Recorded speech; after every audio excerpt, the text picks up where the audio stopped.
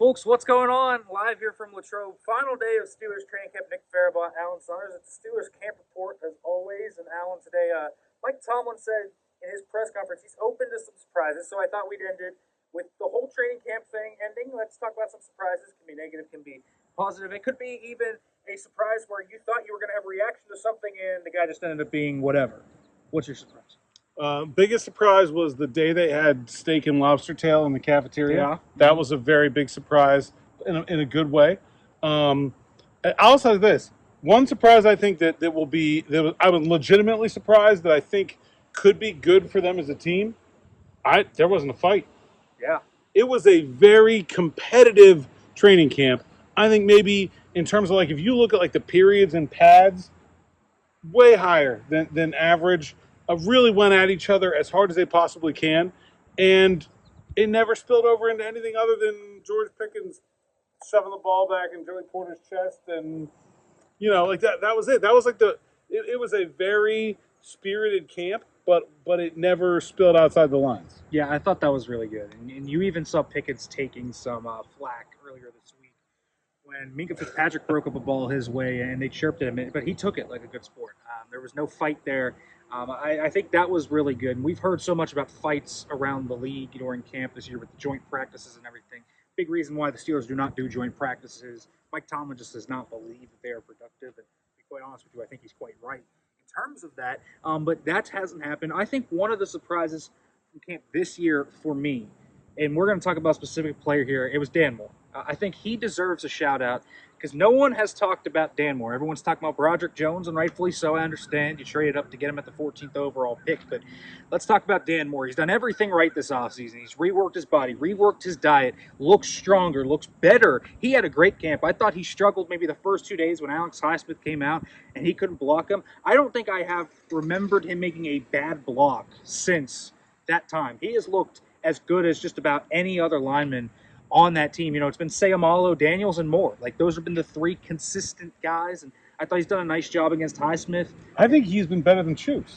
I do, too. I think Dan Moore's been better than Chooks.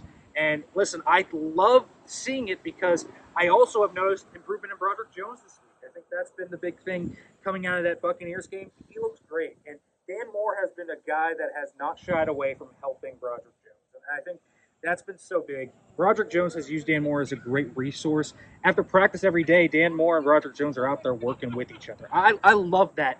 I just think Dan Moore has done something here where even if he loses his starting job at some point this season, whether that's to injury, whatever, maybe they just want to play Broderick Jones at some point, I think he has set himself up to where next year we're talking about him potentially being the starting right there. Does Dan Moore start week 1, in your opinion? I do. Now? I agree. I agree. I'll go one more player since mine was kind of broad.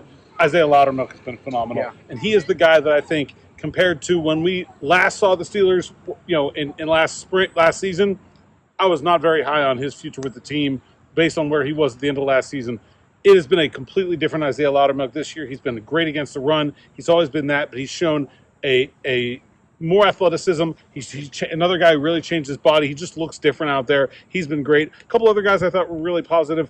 Ant McFarland, he's been awesome. Joey Porter Jr., I think, compared to what we saw from him in OTAs and minicamp, he looks much more ready to go right now. Just got him back from injury.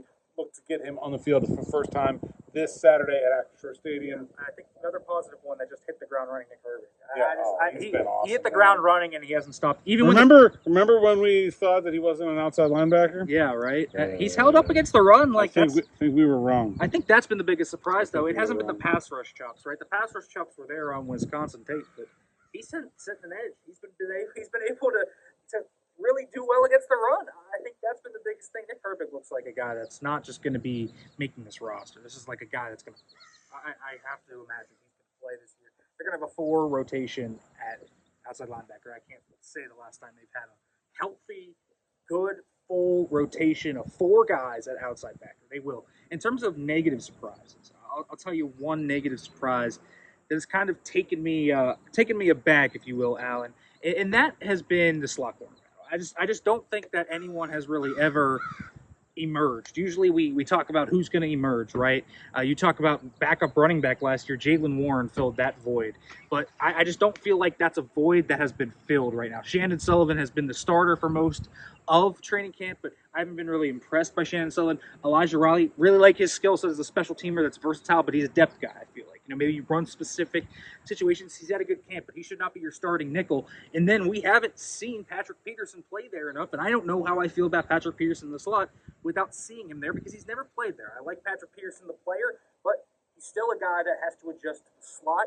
You hear corners all the time talk about how tough it is to go from outside the slot. And so until we see him maybe in a game, in practices, I just don't know how much I can believe or put stock into that. So outside of this and out of kind of training camp now, I have to put that position in one as maybe one of the top two positions outside of backup center. I think that is one of the top two positions they could look to make an outside addition before the season starts.